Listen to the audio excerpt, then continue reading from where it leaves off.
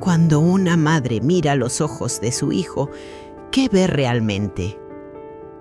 Yo veía mi propio futuro, mi vejez, mis esperanzas, hasta el momento en que esos mismos ojos me miraron con odio y escuché el sonido del cerrojo cerrándose. Me llamo Nuria, y la persona que me encerró en este sótano frío y sin aire no es otra que mi propio hijo, Bruno, el mismo al que llevé 9 meses en mi vientre. Cuando me casé con mi difunto marido Sergio, solo llevábamos en los bolsillos sueños y una promesa que nos hicimos el uno al otro. Fuera lo que fuese, nunca abandonaríamos la honestidad y dejaríamos a nuestros hijos una vida con dignidad. Que Dios bendiga a Sergio. Era un hombre de bandera, trabajador como ninguno. Esa casa en la que vivimos la levantó con sus propias manos, ladrillo a ladrillo, trabajando día y noche y aceptando encargos como peón para poder pagarla. Cuando Bruno nació, aquella vivienda por fin se convirtió en un hogar. Al tomar a nuestro hijo en brazos por primera vez, Sergio lloró de alegría y juró: «Este niño es nuestro mayor tesoro, Nuria. Lo educaremos en las mejores escuelas». Los años pasaron como agua. Nosotros nos quedábamos sin comer para darle de comer a Bruno. Dejábamos de comprar para vestirlo a él. Renunciábamos a nuestros caprichos para que a nuestro hijo no le faltase nada y no tuviera que inclinar la cabeza frente a sus compañeros. Desgraciadamente, la felicidad no duró. Bruno acababa de comenzar la universidad cuando perdimos de forma repentina al pilar de nuestra casa. Sergio sufrió un infarto. En esa enorme casa quedamos mi hijo y yo, agarrándonos el uno al otro, completamente solos. Los primeros meses tras la muerte de mi marido fueron como si se hubiese desmoronado el cemento del alma de nuestra casa. Yo y Bruno intentamos mantenernos en pie, unidos, mientras sus jóvenes, pero ya marcadas espaldas, soportaban el duelo y mi inexperiencia intentaba suplir lo que faltaba. Mientras mi hijo compaginaba la universidad con pequeños trabajos de reparación en el viejo taller de su padre para aportar algo a casa, yo cosía escondidas para los vecinos y desvelaba las noches para pagar sus gastos escolares. Sabía que el único legado de Sergio, el amor a su familia, solo nos sacaría de la penuria si Bruno estudiaba. Mi hijo no defraudó la memoria de su padre. Terminó sus estudios y cuando consiguió trabajo como ingeniero en una gran empresa en Madrid, sentí que mi mundo se abría de nuevo.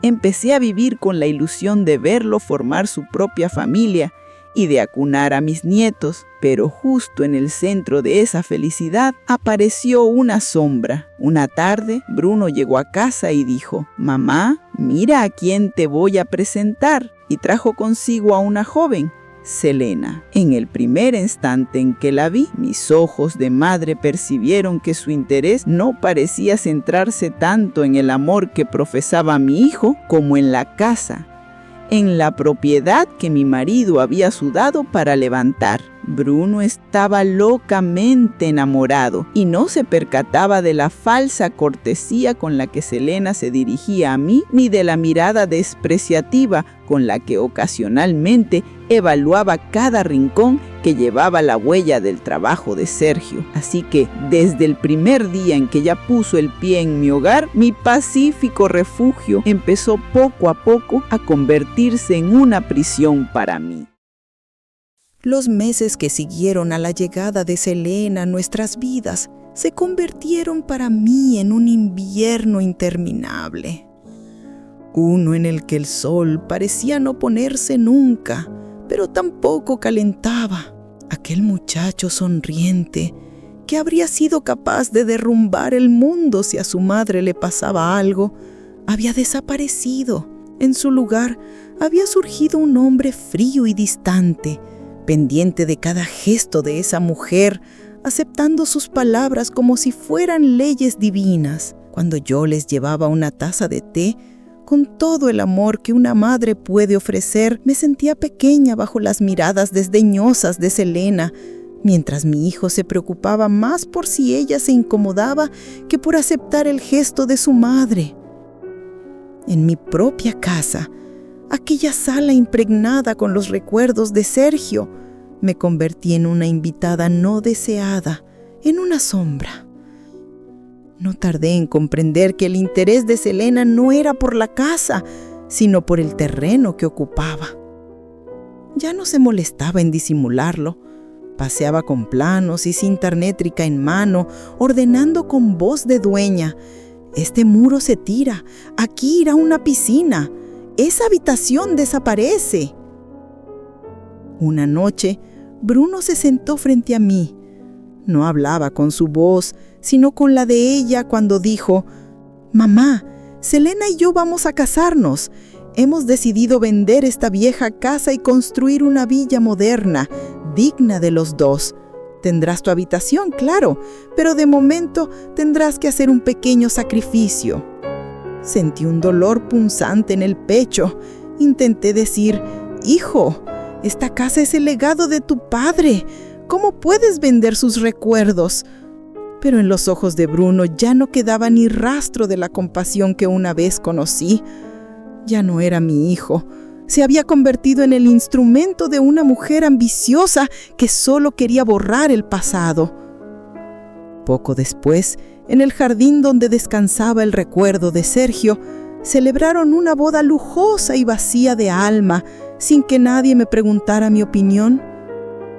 Guardé silencio por la felicidad de mi hijo y desde un rincón vi cómo la memoria de mi marido era pisoteada, cómo desconocidos arrasaban mi casa, mientras mis lágrimas caían hacia adentro, invisibles.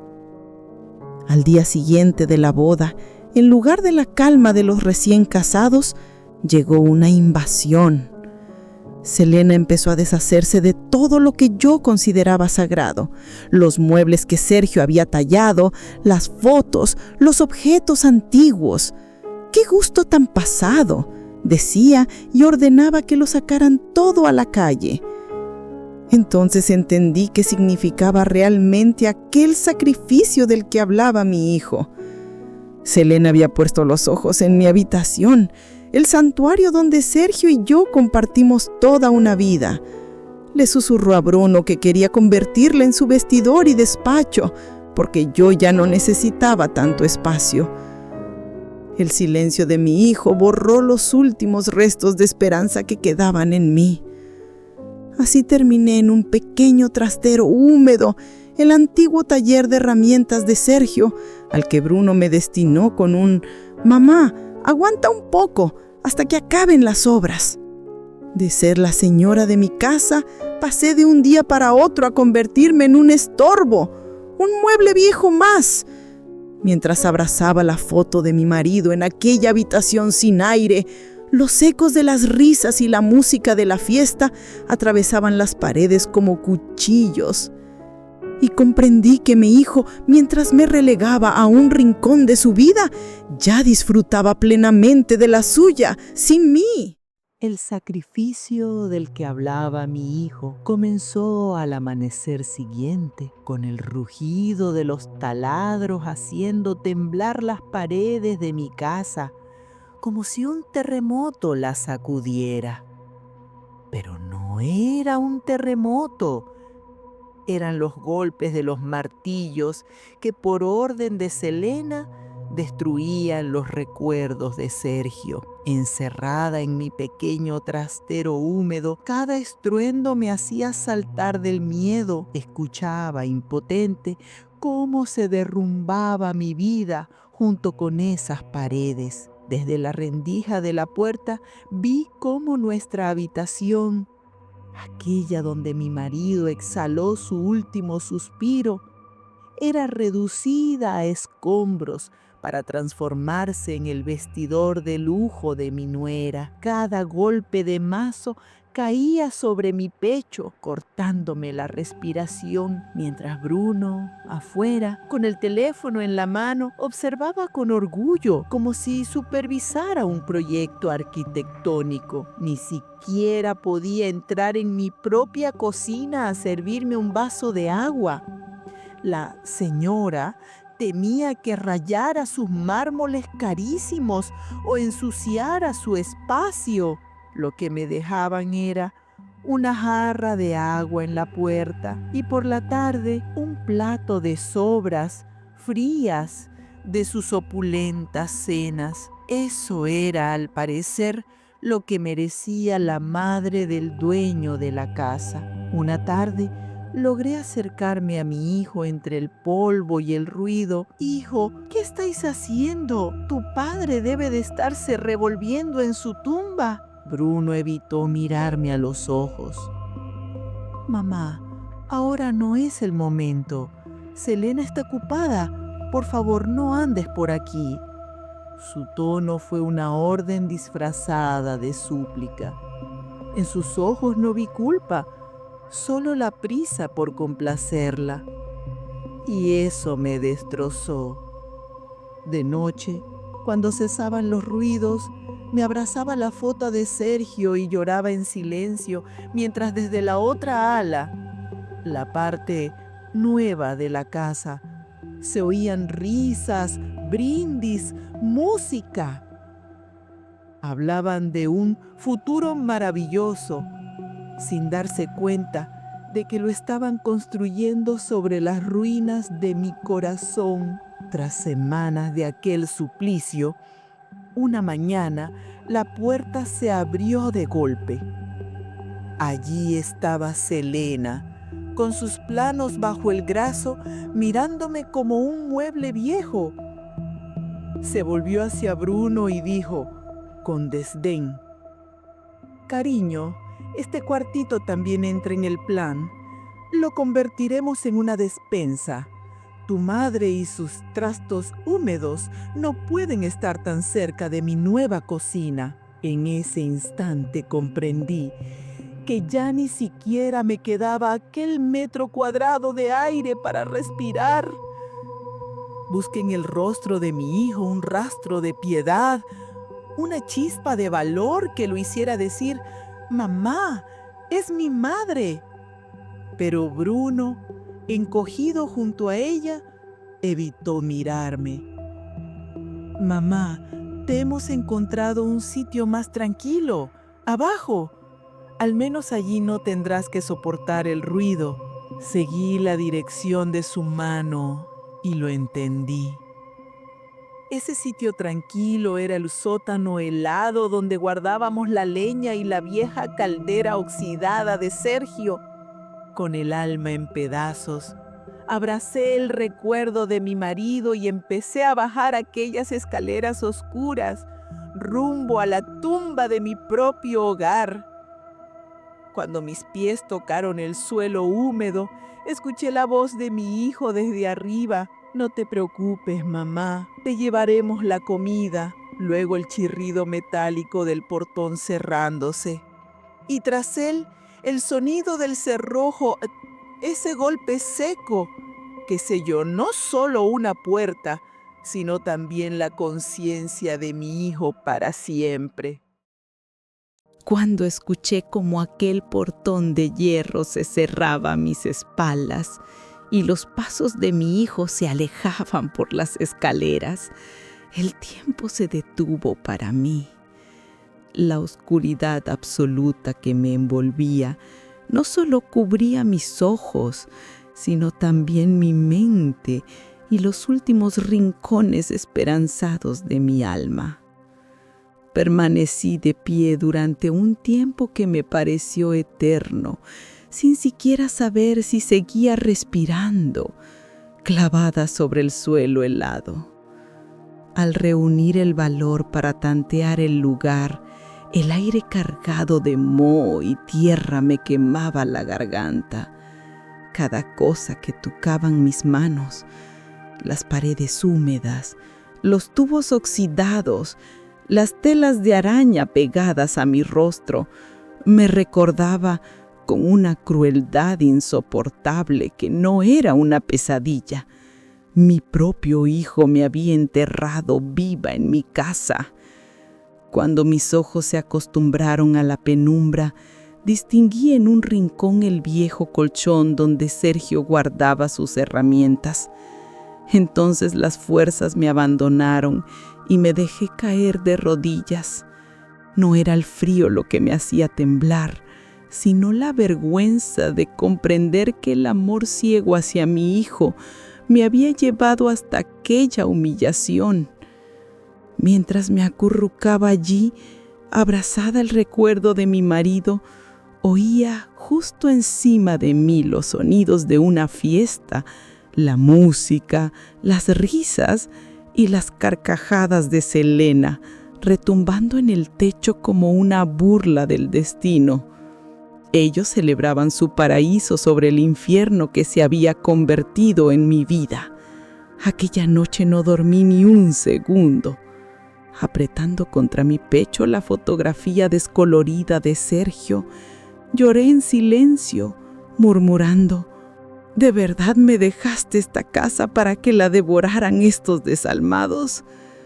Y cuando los primeros rayos de luz se filtraron por la diminuta rejilla del muro, supe que aquella puerta quizá no volvería a abrirse, que mis últimos días en este mundo los pasaría aquí abajo, prisionera del desprecio de mi propio hijo. Al amanecer de esa primera noche, una noche que fue puro delirio, abrí los ojos con el ruido apagado de la vida que seguía en el piso de arriba. Bajo la puerta vi deslizarse un plato de porcelana. Eran unas migas de pan duro y unas pocas aceitunas. Lo que había sido un hogar se había convertido en un establo y yo en un animal al que se alimenta por obligación. De aquella fosa sin aire ni tiempo, ya no sabía si era de día o de noche. El único reloj que me quedaba era el movimiento de un rayo de luz que se filtraba por la rejilla del techo y el hambre atroz que me desgarraba el estómago. Con las manos temblorosas, golpeé la puerta de hierro gritando: «Bruno, hijo mío, soy tu madre. Por el amor de Dios, ábreme. Dame un poco de agua». Pero la única respuesta fue el eco de mi propia voz, deformado por las paredes. Justo cuando creí que tal vez un destello de conciencia lo haría bajar corriendo, escuché la voz de Selena desde lo alto de las escaleras, venenosa: «Cállate de una vez, vieja loca. Bruno no quiere oír tu voz. Si vuelves a gritar, ni el pan seco verás. ¿Me oyes?». Su tono cortante fue la prueba final de que mi hijo ya no me pertenecía. Su voluntad era de ella. Aquella amenaza arrancó de mí la última chispa de esperanza. Me alejé de la puerta, me dejé caer sobre el colchón sucio y entendí que ya no me salvaría el corazón de mi hijo, sino tal vez solo la misericordia de la muerte. Y en ese silencio helado, resignada, empecé a esperar mi destino.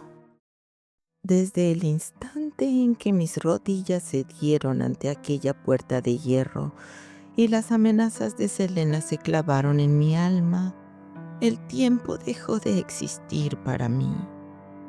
Ya no seguía el calendario del mundo exterior.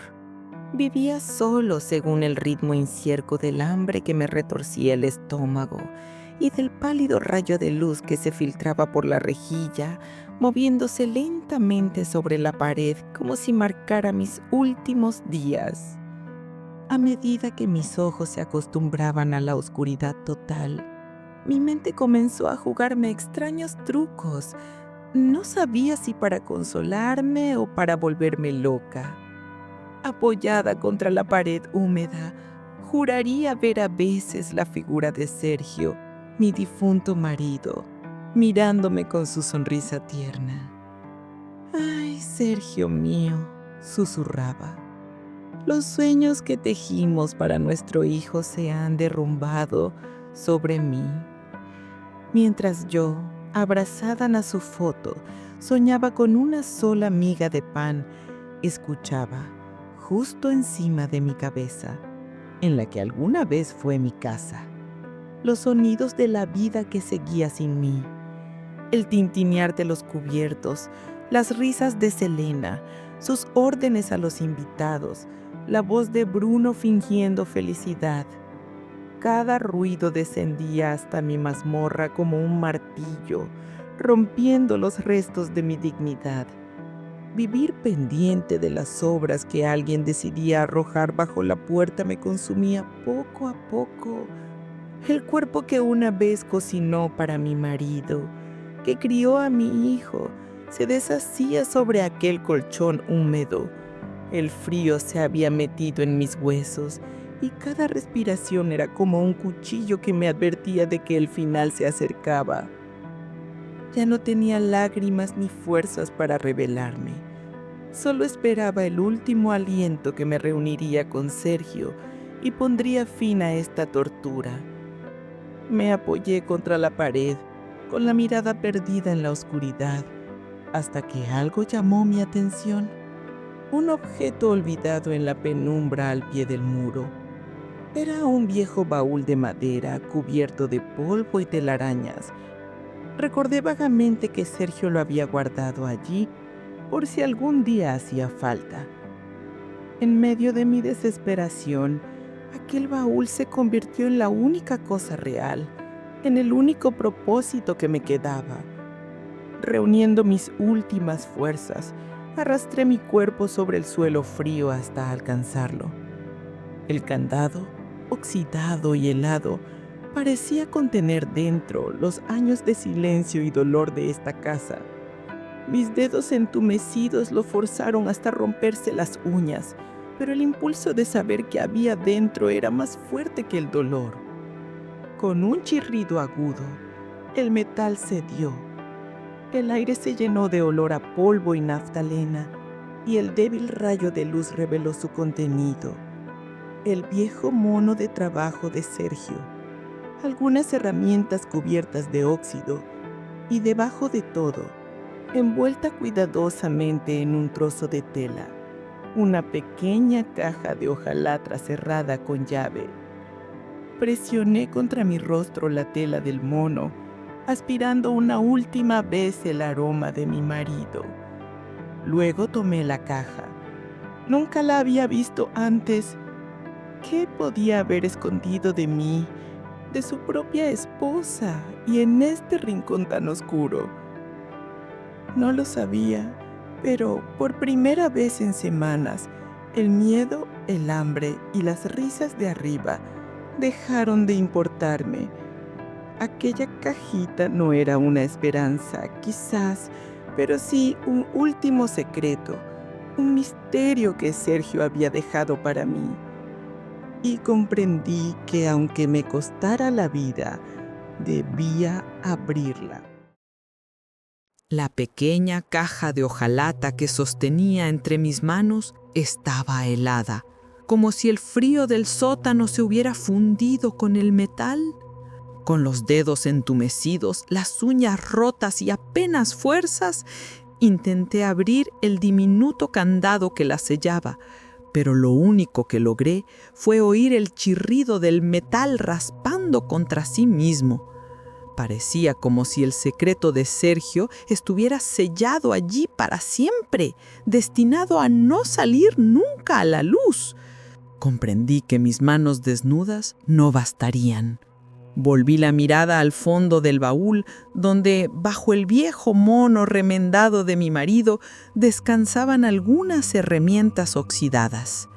Quizá, pensé, el modo de desvelar su misterio lo guardaba él mismo, en esa destartalada destornillador con el mango agrietado que tantas veces había usado.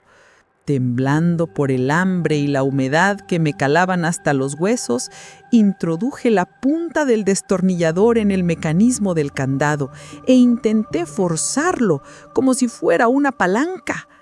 Cada intento fallido hacía que el chirrido metálico se expandiera por aquel agujero silencioso, aumentando mi desesperación. Justo cuando, con un último esfuerzo, empujé la herramienta y sentí ceder la tapa, Escuché sobre mi cabeza la voz estridente y alegre de Selena. Hablaba con Bruno sobre las lámparas nuevas que iban a comprar, riendo con esa felicidad impostada, como si sobre ella no hubiera una madre enterrada viva, sino un hogar lleno de dicha. Aquel sonido me encendió una furia que me devolvió fuerzas que creía perdidas.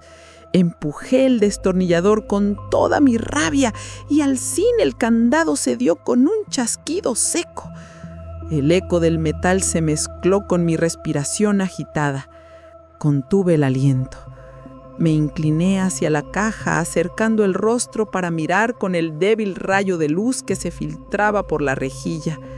Dentro apenas había 2 objetos: un trozo de papel amarillento, doblado una y otra vez, y una pequeña llave de forma extraña. No supe qué sentir. El corazón me latía tan despacio que creí que se había detenido. Con los dedos trémulos, tomé el papel, sin saber si era una carta, una confesión o una simple deuda olvidada. Lo desplegué con cuidado, temiendo romperlo, y lo que vi me dejó sin respiración. No era una carta, era un libreto de cuenta bancaria, antiguo, con el papel descolorido y la tinta corrida por los años. En la portada estaban escritos los nombres de Sergio y Nuria. Bajo la tenue luz, pasé las páginas con ansiedad hasta llegar al último saldo. Y cuando leí la cifra, sentí que el suelo helado se abría bajo mis pies. Era una cantidad imposible, una fortuna que mi esposo, aquel hombre humilde que trabajó como obrero toda su vida, jamás habría podido reunir. El cerebro me palpitaba, incapaz de entender de dónde había salido ese dinero. ¿Por qué me lo ocultó? ¿Y qué puerta abriría esa pequeña llave que yacía junto a él? Mientras trataba de asimilarlo, el eco de las risas de Selena, resonando sobre mi cabeza, me recordó la cruel ironía de mi destino. Yo, la madre olvidada, descubría bajo tierra una riqueza que tal vez podría haber cambiado nuestras vidas, mientras justo encima de mí, los que se adueñaron de mi casa bailaban sobre mi secreto. El pequeño secreto que sujetaba en mis manos, el libretín bancario que probaba la increíble fortuna que Sergio me había ocultado, yacía entre la inmundicia y el hielo de mis dedos temblorosos como un sueño imposible. Era algo tan opuesto a la miseria que vivía que me costaba creer que fuera real.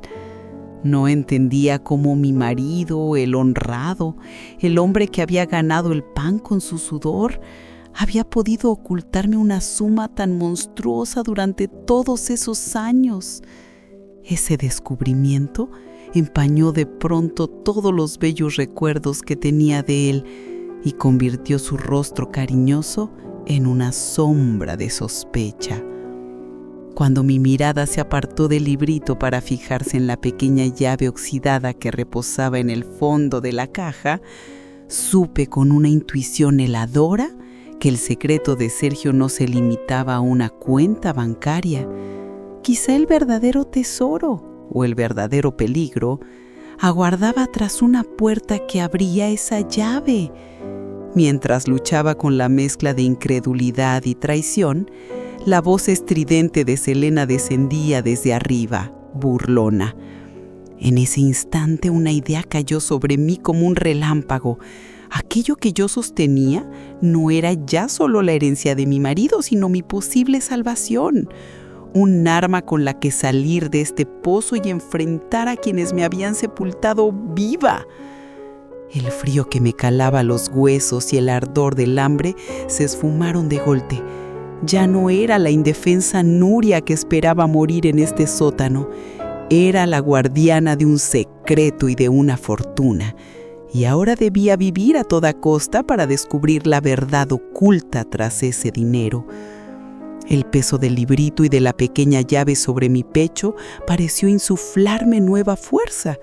Aquello que antes eran migas rancias y sobras despreciadas bajo la puerta, pasó a ser combustible para mantener mi cuerpo en pie hasta lograr escapar.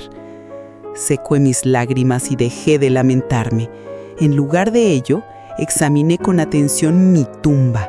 Memoricé cada pared, los orificios por donde pasan las tuberías oxidadas, incluso la minúscula rejilla de ventilación del techo, con la esperanza de encontrar la más mínima fisura por la que pudiera salir. Pero más que el origen del dinero, era aquella llave extraña la que poblaba mis pensamientos. Su forma sugería que el secreto de Sergio tenía una segunda cerradura en algún lugar de la casa, quizá tras un tabique o dentro de una habitación que yo ignoraba. Empecé a escuchar los ruidos de arriba con otros oídos. Ya no era la víctima que se aturde con cada sonido, sino la prisionera que apunta y toma nota. Observaba cuándo salían, a qué hora se movían por la casa, en qué estancias pasaban más tiempo. Cada paso, cada voz servía para trazar patrones.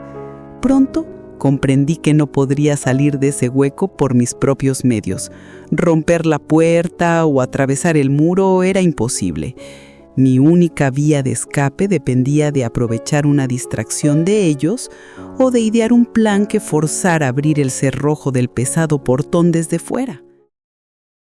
Después de un día entero de silencio absoluto, otro plato con sobras fue empujado bajo la puerta, junto a los pedazos de pan reseco que no había tocado el día anterior. Aquel gesto no era compasión, sino desprecio, la prueba de que Selena se burlaba de mi silencio, convencida de que su crueldad me quebraría. Pero a pesar del hambre que me retorcía el estómago y del mareo que nublaba mi vista, seguí inmóvil, oculta en mi rincón. Mi cuerpo pedía rendirse. Mis brazos ya no podían abrazar la foto de Sergio, pero mi mente, afilada por el secreto que guardaba contra el pecho, seguía despierta. Sabía que en esta guerra mi silencio valía más que todos sus gritos, que callar sería el arma que acabaría por hacerlos temblar. Al caer la segunda noche, la calma de arriba se rompió en una discusión amortiguada. «Bruno, esa mujer lleva 2 días sin tocar nada.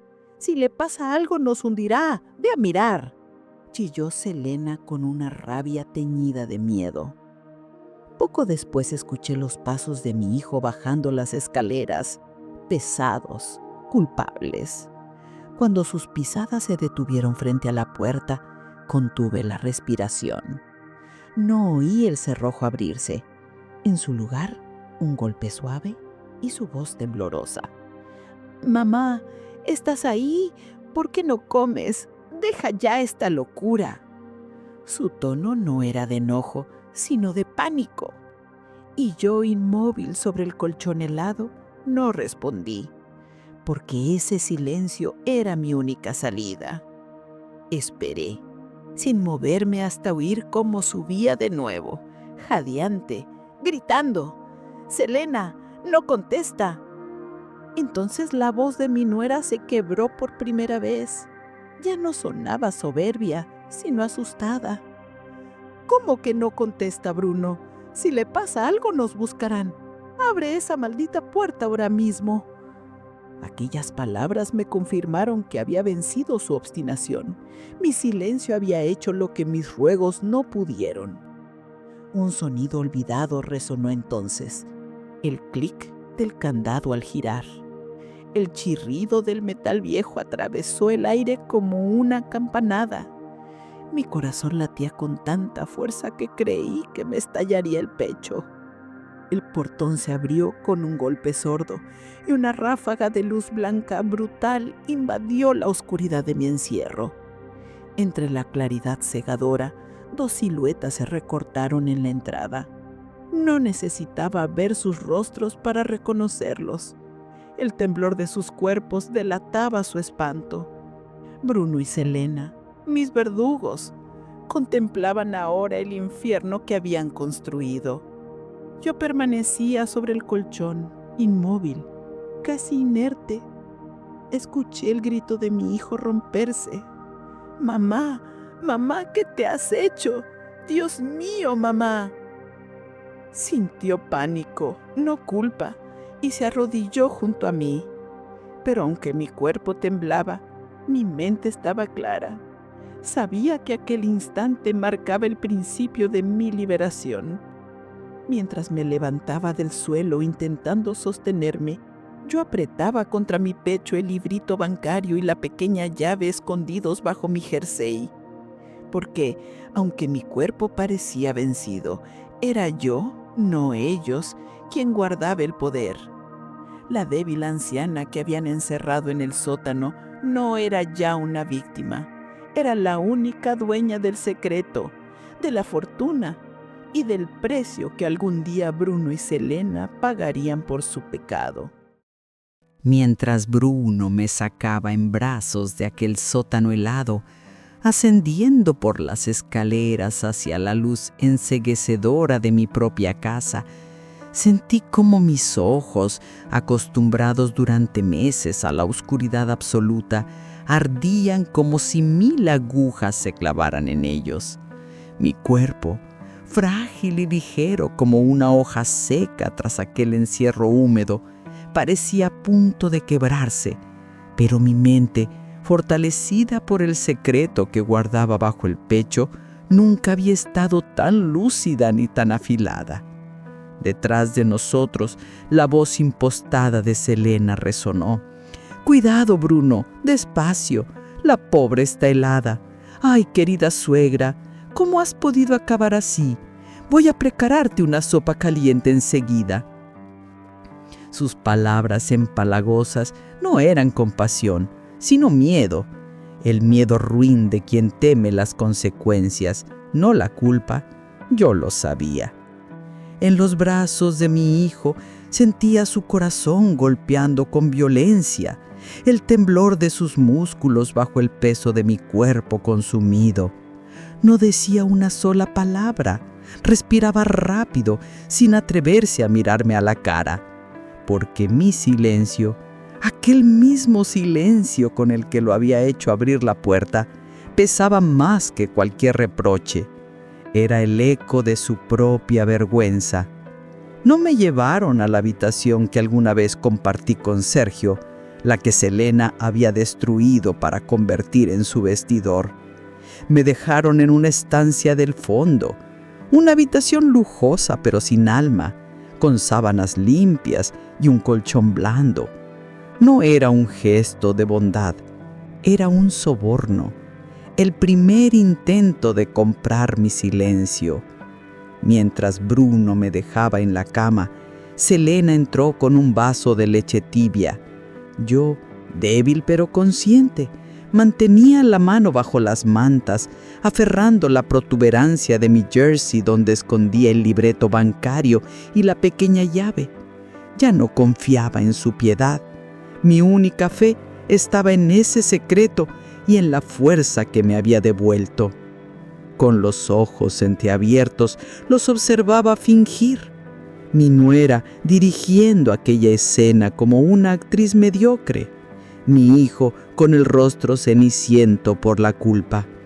El confort de la habitación, las sábanas limpias, el aire perfumado, se me clavaba en la piel como una ironía cruel.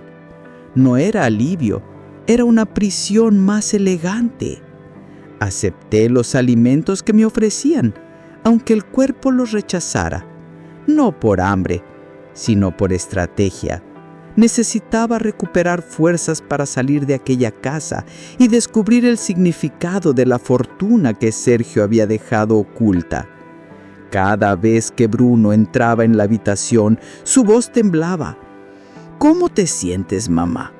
No podía sostenerme la mirada. Veía en mis ojos el reflejo de su cobardía y el peso de su pecado. Selena, en cambio, lo manejaba todo con calculada calma. Consolaba a mi hijo. «No la presiones, está traumatizada», mientras me observaba con una vigilancia helada, intentando medir si me recuperaba demasiado rápido, si era una amenaza.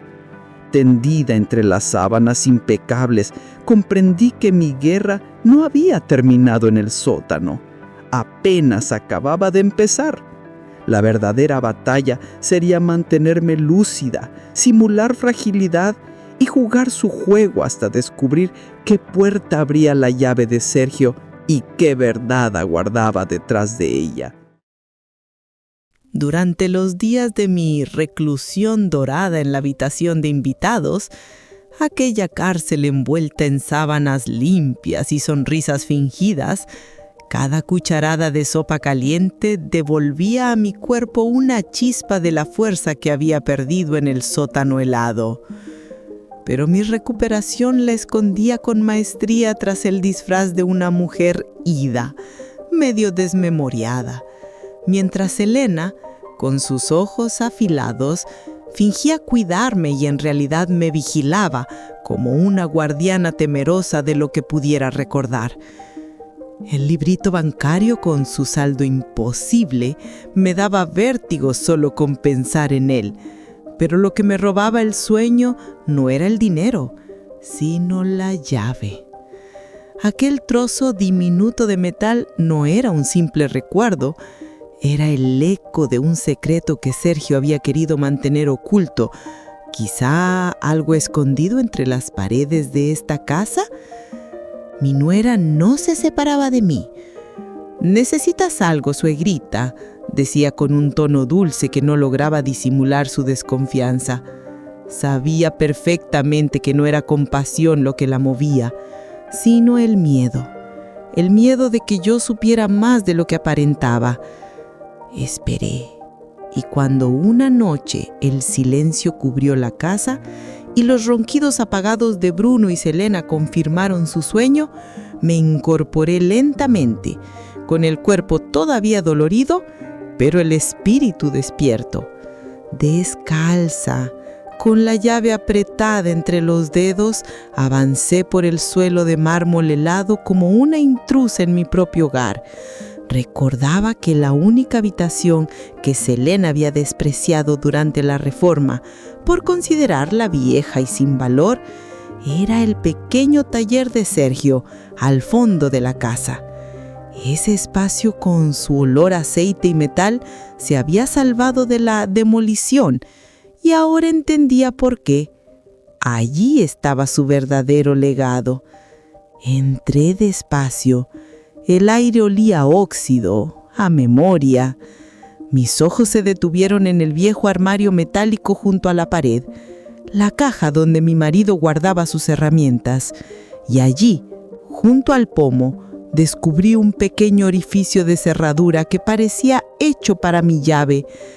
Con la mano temblorosa, la saqué de mi pecho y la introduje. El sonido del metal contra el metal resonó en la habitación silenciosa como un trueno en mi corazón. Giró con suavidad, como si hubiera estado esperándome. El armario se abrió con un leve quejido. Dentro no había herramientas ni documentos viejos, sino docenas de cintas de video y casetes de audio, cuidadosamente alineadas, con fechas y anotaciones escritas por Sergio. Mi marido, el hombre callado y trabajador, había estado grabando cosas en secreto durante años. Tomé una de las cintas. La etiqueta, escrita con su letra firme, decía: Selena y Bruno, primera conversación sobre la casa. Sentí que el aire me faltaba. El verdadero tesoro que Sergio me había dejado no estaba en el banco, era esto, la verdad. Y comprendí con un escalofrío que lo que había hallado en aquella noche silenciosa podía destruir a quienes me habían condenado y devolverme por fin la voz y la justicia que me arrebataron. La fría cinta de plástico que sostenía en la mano parecía cargar en su nuca todo el peso de los secretos que Sergio me había ocultado. Al leer la etiqueta Selena y Bruno, la sospecha que llevaba latente se transformó en una curiosidad aterradora. Mi marido había previsto esta traición y la había grabado.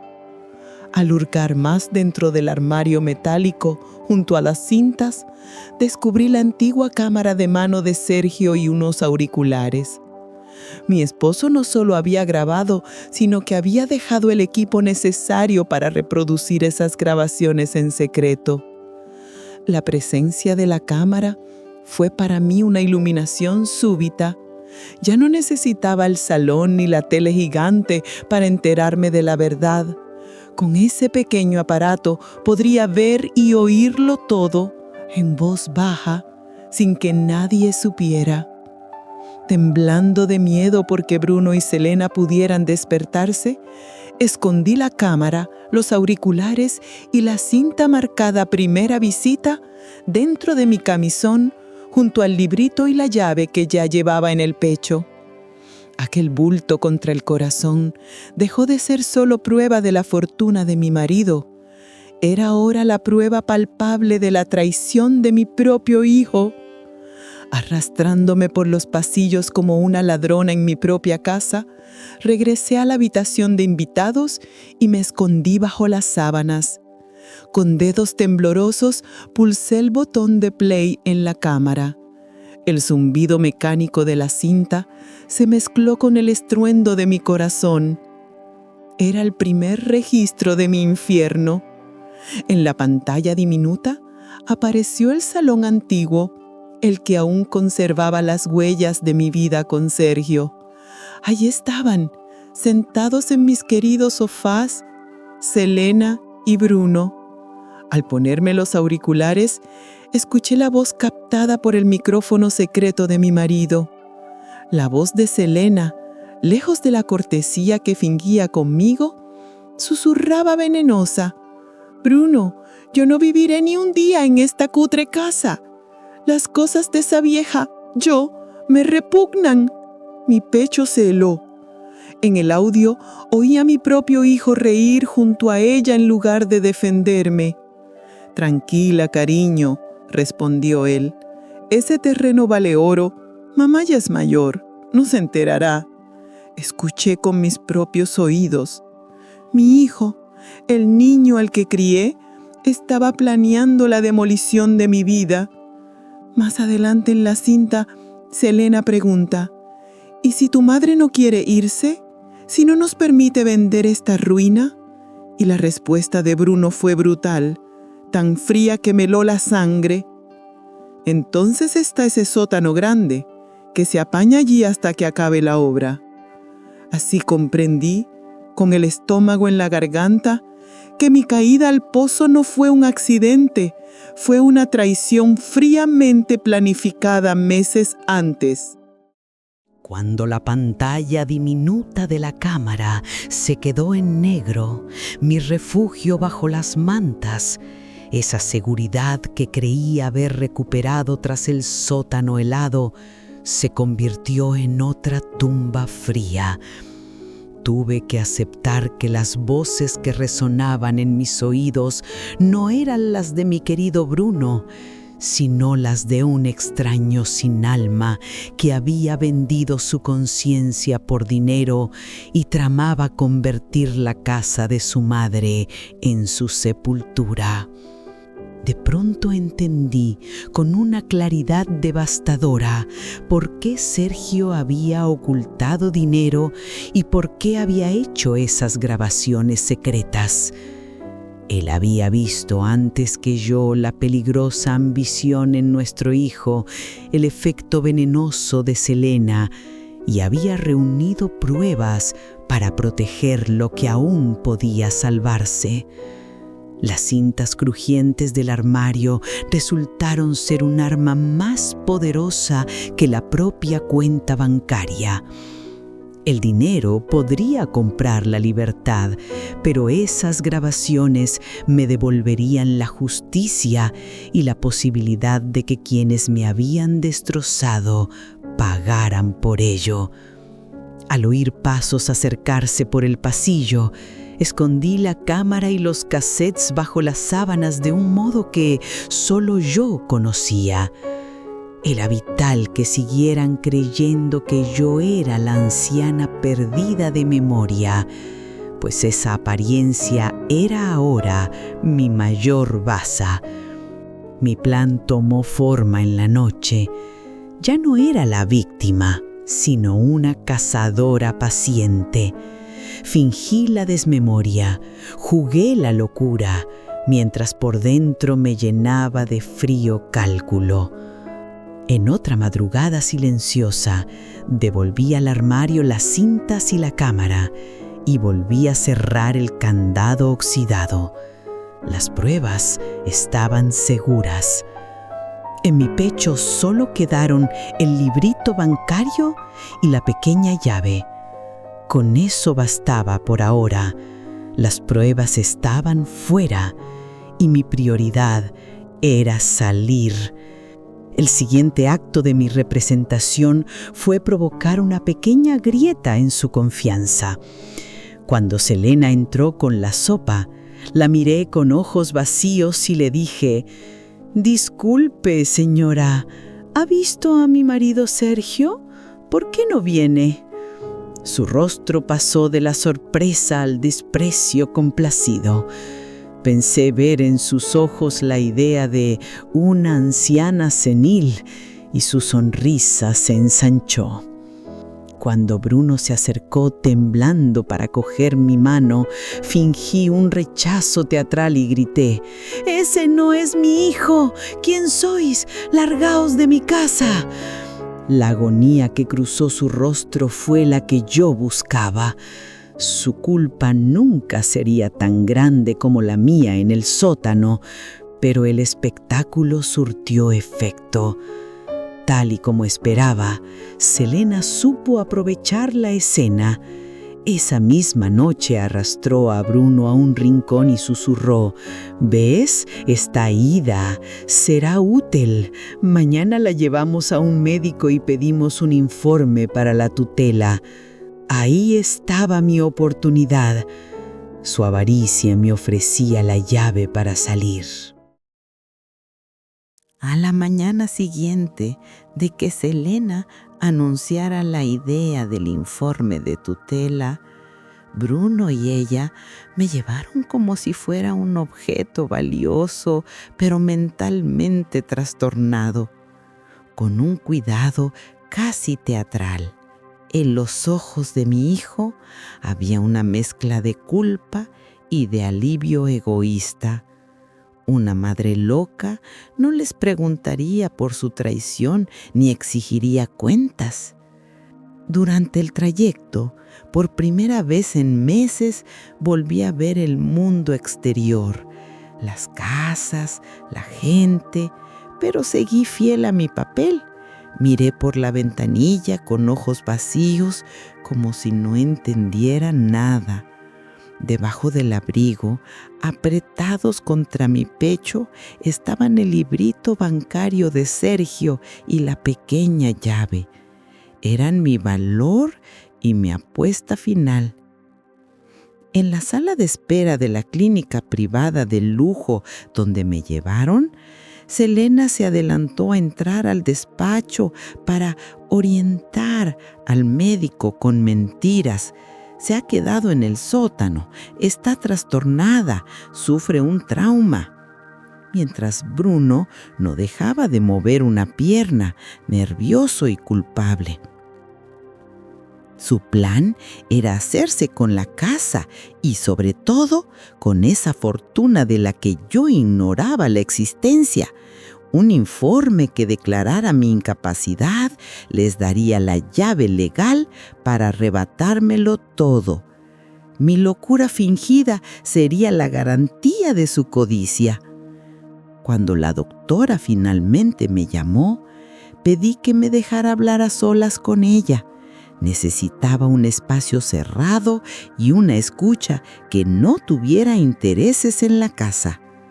Al sentarme frente a su mesa y ver cómo la puerta se cerraba tras nosotros y tras las expectantes miradas de mi hijo y mi nuera, quité con calma la máscara de anciana desorientada que había venido mostrando durante meses. Le dije, directa: «Doctora, tengo poco tiempo y necesito que me crea. Ellos, mi hijo y mi nuera, me han traído aquí con la intención de obtener un certificado que les permita quedarse con mis bienes. Me han mantenido encerrada en el sótano en condiciones inhumanas. Ante la incredulidad profesional que asomó en su rostro, tal vez creyendo que formaba parte de mis supuestos lapsus, saqué del interior del abrigo, sobre mi corazón, el librito bancario y lo puse sobre la mesa como primer respaldo. Esto es una prueba. Es el dinero que mi marido acumuló y que ni yo conocía. Si me declaran incapacitada, perderé toda posibilidad de reclamarlo. Al ver la cifra, su expresión cambió. Comprendió al instante la magnitud del motivo por el que querían apartarme. Yo añadí entonces: no se trata solo del dinero. Hay pruebas en casa, cintas donde mi marido grabó conversaciones en las que planeaban cómo deshacerse de mí. Tomé su mano y con la voz quebrada pero firme, le supliqué: por favor, ayúdeme. No puedo volver a esa casa como paciente incapacitada. Necesito salir libre de aquí y que usted me ayude a localizar un abogado. Si vuelvo y ellos sospechan que sé algo, mi próxima parada tras el sótano podría ser la muerte. Cuando vi que la compasión en sus ojos se transformaba en una determinación profesional, la doctora me dijo: «¿Aquí está usted a salvo, señora Nuria?» Y acto seguido cogió el teléfono sobre su mesa. Hizo las llamadas que yo no podía, no a los despiadados de arriba, sino a las autoridades que realmente podían salvarme, la policía y a un abogado para representarme. Salí del despacho de la doctora ya no como una enferma, sino como la única dueña del legado de mi marido y de mi propia vida. Al cruzar la sala de espera, allí estaban Bruno y Selena, esperando con la insolente sonrisa segura de quienes creían haberlo ganado todo. Esa sonrisa se congeló al vernos entrar a mí y a los 2 agentes de policía que me acompañaban. Selena empezó a gritar: «Esto es un malentendido. Mi suegra no está bien». Pero antes de que sus palabras pudieran enmarañar la situación, mi abogado mostró a los policías las cintas que habíamos encontrado en el armario secreto de Sergio. Esas grabaciones, donde mi propio hijo explicaba sus planes con su voz, destrozaron sus mentiras al instante. En cuanto Bruno oyó su propia voz conspirando para encerrarme en el sótano, se desplomó de rodillas. Su arrepentimiento, sin embargo, ya no tenía valor. Los agentes procedieron a esposar y sacar de la clínica a mi hijo y a su mujer, acusados formalmente de detención ilegal y trato inhumano. Yo, con la pequeña llave oxidada de Sergio apretada en la mano, los miré irse. Había recuperado mi fortuna, la casa, pero sobre todo, había recuperado mi dignidad y la justicia que creía perdida en la oscuridad del sótano. Para mí, todo empezaba de nuevo.